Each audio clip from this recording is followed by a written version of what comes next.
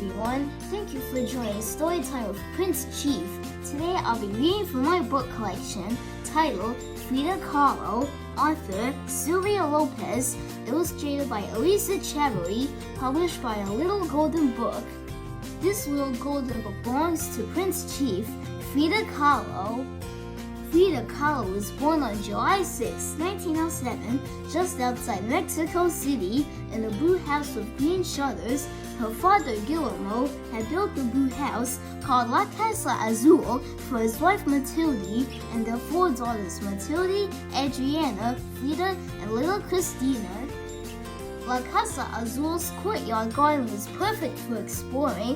Frida collected rocks, leaves, and insects. She wanted to be a doctor, although at the time, girls were not always encouraged to study. One morning, Frida complained of a terrible pain in one leg. She had contracted polio, a disease that keeps muscles from growing properly. We now have a vaccine to prevent polio, but back then, nothing could be done. Frida's leg became weak. She had to stay in bed for months. How boring! To entertain herself, she fogged up a window with her breath and drew a door with her finger. Then she pretended to fly out and go dancing with her secret friend.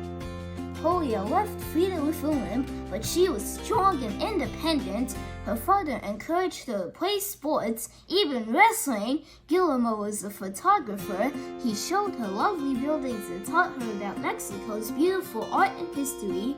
He knew his daughter was smart.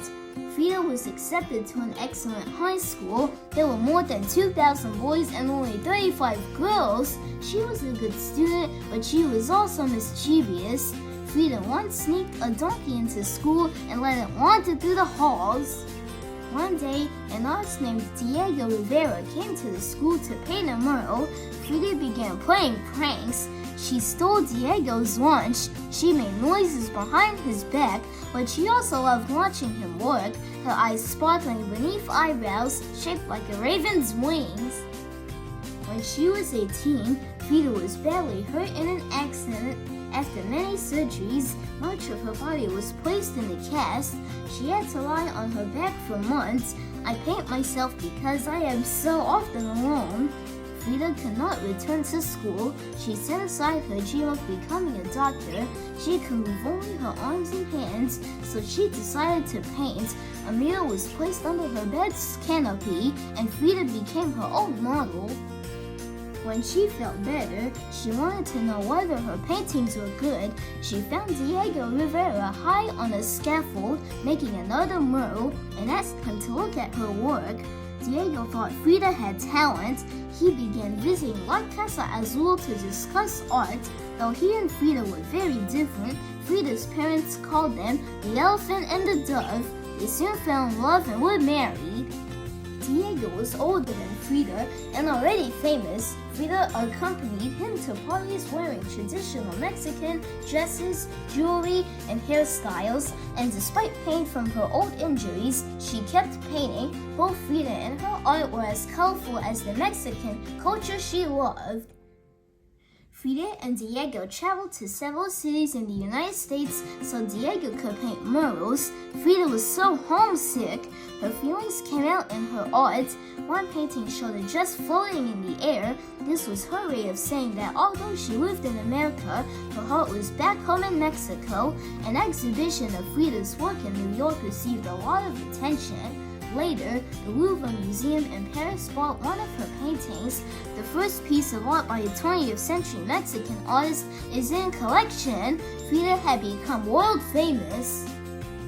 Frida and Diego moved to La Casa Azul. She filled the house with things she loved: ancient pottery, dolls, and lots of pets. There were rabbits, parrots, Mexican hairless dogs, a deer, an eagle, and a spider monkey named Fu and Chain. La Casa Azul was a lively place. Frida taught art to talented students, and she threw a party on every Mexican holiday. One day, Mexico City organized a show of Frida's paintings. Her doctor said she was too sick to attend, but Frida dressed in her best outfit, hired an ambulance, and had her bed brought from La Casa Azul to the show. She greeted her admirers lying down. Frida's health had never been good, but that didn't keep her from working every day. She made more self-portraits. She also created beautiful paintings of her family and people she admired. Frida's last painting was of watermelons, red and green, like the Mexican flag, while on one slice were the words "Viva la Vida," long live life. Frida Kahlo died in La Casa Azul on July 13, 1954. The home later became the Frida Kahlo Museum. Today, thousands of people visit La Casa Azul each year. Her house is still full of life.